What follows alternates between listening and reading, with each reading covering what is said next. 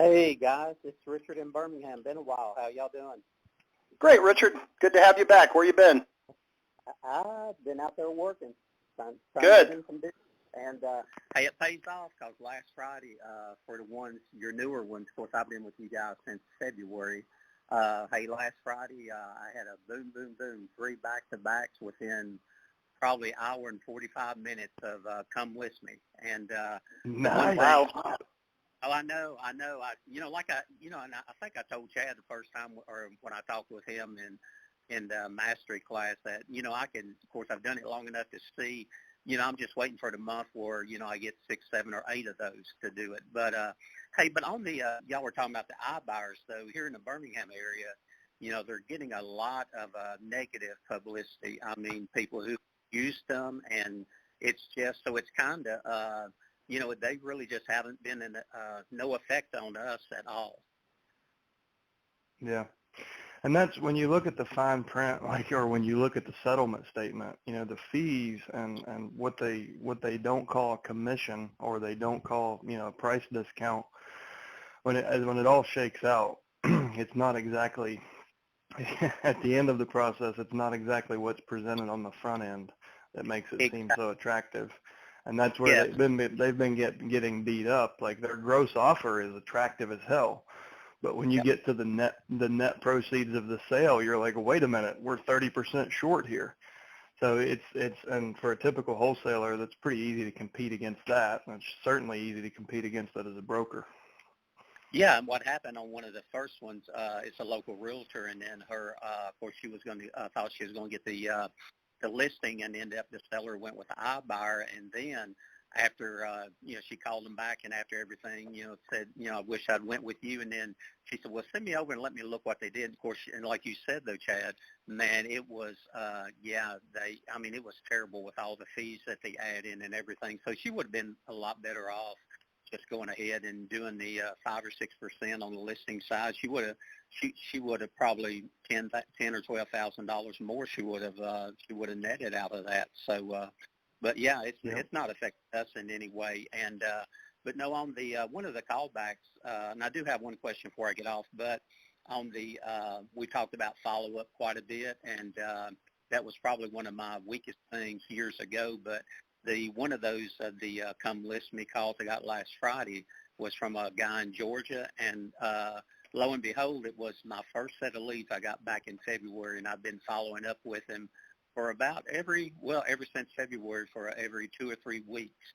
And finally, out of the blue, now he didn't give me a call. He emailed me and he said, hey, he said, you're not going away, so I'm coming over to Alabama. He lives in Georgia.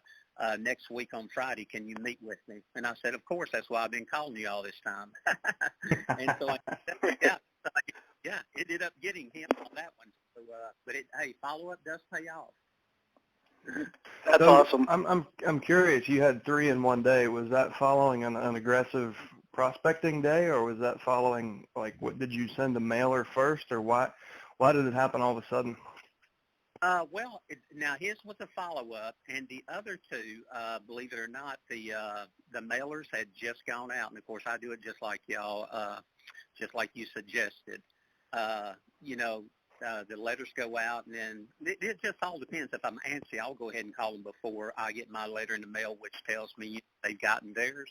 If I get antsy, I'll just go ahead and call them. But the other 2 was just the flyers or the mailers. The first ones had just hit their mailbox, and boom. They called me as soon as they got it. They said, hey, this is exactly what. You had two brand new come list me's off direct mail, and one that was 8 months old off a follow-up call. Exactly. Yeah. That's awesome, man. I know. I'm just waiting for that one when I get 7 or 8 of those in 1 month. So anyway, so it does work. So I think I told you I had 5 on a Thursday. I sent out it was 2 months. Anyways, I sent out a letter and followed it with a ringless voicemail. Got 5 come list me's on one Thursday afternoon, and you talk about a busy Friday. Yeah, I was driving. I was going to matter of fact, for a listing appointment when that happened, and of course I was driving down in suburb here in Birmingham. And so the first one called, and I said, hey, that's great. And I mean, I was starting to pull out of the parking lot, and I mean, then I got another ring, and so it was another one, and I said, man, I said, I'm doing something right today. And then after I went to my other one, then lo and behold, I got the third one. So, but it pays off. And so, hey, but my question, all right, how can I find out? I just got through calling a personal representative, and she kind of wanted to shut me down. And so, of course, and I always ask at the end, I said, well, if you don't mind me asking, I said, who's your case, your probate case, what lawyer is handling that for you? And she said, well, I don't know you, and I never met you. I really don't want to tell you. And I said, well, I said, hey, I said, I'll just contact him, and so, I'm interested in the property, or I might have a client. She still wouldn't give it to me. So on a lot of my links, it doesn't have the attorney's name. So how can I,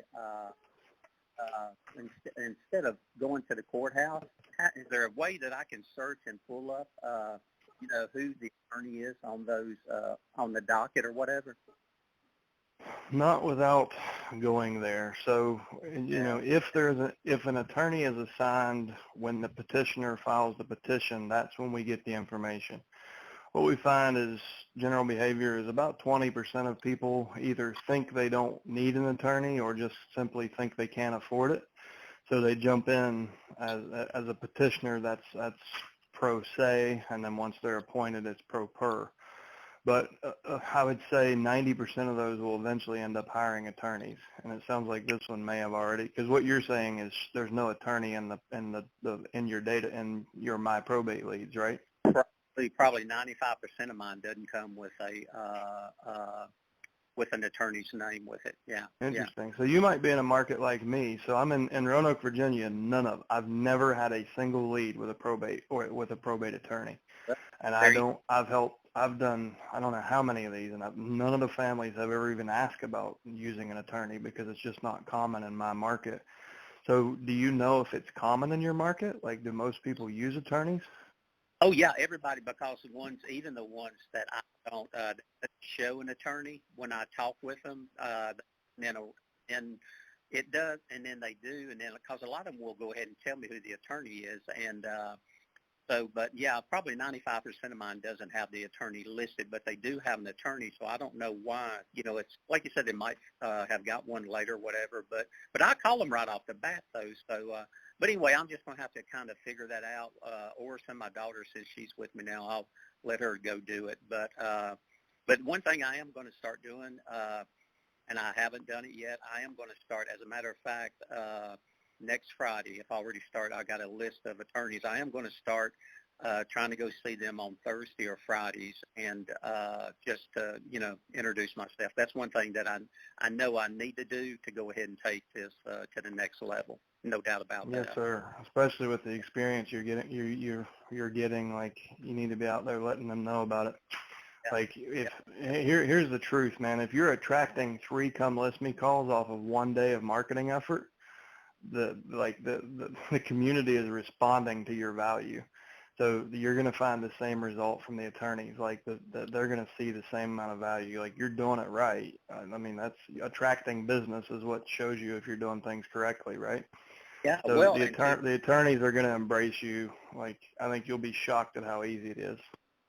Yeah, well, and I'm not bashful. I mean, they can't shoot you, so hey, just like calling, I'll knock on doors.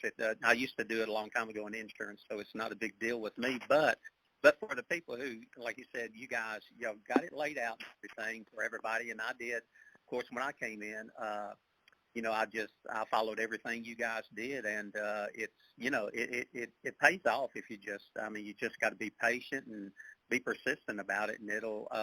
Hey, if they'll stick with it, they'll get just like I did on Friday. That was my first 3 come list me calls in one day within an hour and 45 minutes. So, and how much revenue does that represent? Huh? Do I? How much revenue will that represent for you? Well, the 2 of them is between $250,000 and $300,000, and the other one is, of course, it's a smaller one, and so looking probably at about I would say right at $600,000 total in all of them. So, you know, that times probably going to end up being about 17 to 22,000. That's about, let's see, you're making about $10,000 an hour. ROI, isn't it? Pretty good. All right, guys. Good job. Good job, buddy. Thank you. Thank you for sharing. Jim, I want to just take a minute to underscore, because it's such a good example of the reason we tell you to spread your campaign out. So what he experienced, you know, on a brand new list, he was able to send out, and I should have asked the lead counts, let's just say, you know, but one county, he sent that out and got 2 come list me's, but he continued to stick with that one from his very first month, 8 months back, and he's still getting business off that very first list. So the longer you can spread your marketing effort out, the longer, if you stick with everybody until you've spoken to them or they've said no, like, there's business in this list for at least 24 months. But the reason we tell you to get your letters out the minute your leads come in is what you just heard. Like, there are people that are super motivated and ready to go today. There are people who will wait 2 or 3 months before they even answer anyone's phone call. And there's some that will procrastinate for a year, and eventually they'll have their own emotional breakthrough, and they'll pick the person they think is the least selfish and the most helpful to them. And your letters will convey that. So just for anyone, especially if this is your first call, if you're new, you know, we recommend a minimum of a 3-month marketing campaign. But a maximum is you should be following up for at least 2 years if you really want to get every bit of return out of this that you can. Yep. Yeah, and I used to I used to shut off my letters when they tell me they wasn't interested in them. But now I don't call them as much, but I do regardless. I send out 3 letters is going out to every who. Like this month, I had 99 leads or whatever, and you know, but I used to cut them off after they say they're not interested or whatever, blah blah blah. But now I don't even. I send out 3 letters to everybody, and I never cut them off. So that's exactly what I did too, and I would get 2 per, like usually 2 per 100. So for every 100 letters sent, I could pretty much count on 2 come list me calls. And I would order, if I had 100 leads, I would send 100 letters, 100 letters 3 times. And it cost me more money, but I had more surface area. And well, you're exactly right. The people who say, I don't need your help, I got this handled, or we're going to keep the house, when they find out Cousin Jerry can't qualify for financing and buy the house from the estate, and they don't have a contingency plan, you're their first phone call. Yeah. Because when their plan folds, you're the contingency. Well, exactly. Well, who came up with this, y'all are smart guys. So, hey, I'll have to hand it to you. All 3 of you, I guess. Well, thank you. There's actually 4, but yeah, 3 of us are smart. The other guy, you know, I'm not saying who it is. I'm not saying who it is, but I think it's just obvious. kidding. Yeah. Right, oh, thank you. Thanks a lot. We got 6 more in the queue, so I can't tell you how much I appreciate your comments. What I was going to kind of echo what Chad said, you have so much in common, our successful people. It reminds me so much of Dennis last week.